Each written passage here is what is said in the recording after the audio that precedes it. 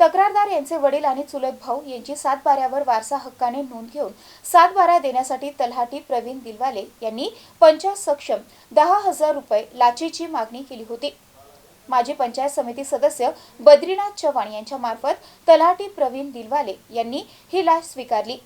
या प्रकरणी लाचलुचपत प्रतिबंधक विभागाच्या पथकाने त्यांना रंगेहात ताब्यात घेऊन गंगापूर पोलीस ठाण्यामध्ये गुन्हा देखील दाखल करण्यात आला।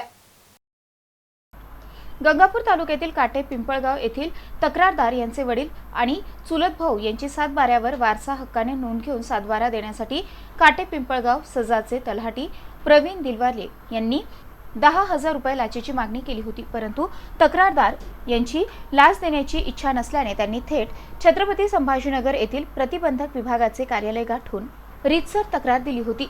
लाचलुचपत प्रतिबंधक विभागाच्या पथकाने गंगापूर येथे सापळा रचून तलाठी प्रवीण दिलवाले यांनी 10,000 रुपयांची लाच मागितल्याची खात्री करून लाचेची रक्कम स्वीकारण्याचं मान्य केलं। ही रक्कम खाजगी इसम माजी पंचायत समिती सदस्य बद्रीनाथ चव्हाण यांच्या मार्फत त्यांनी स्वीकारली। या प्रकरणी गंगापूर पोलीस ठाण्यामध्ये गुन्हा दाखल करण्यात आला।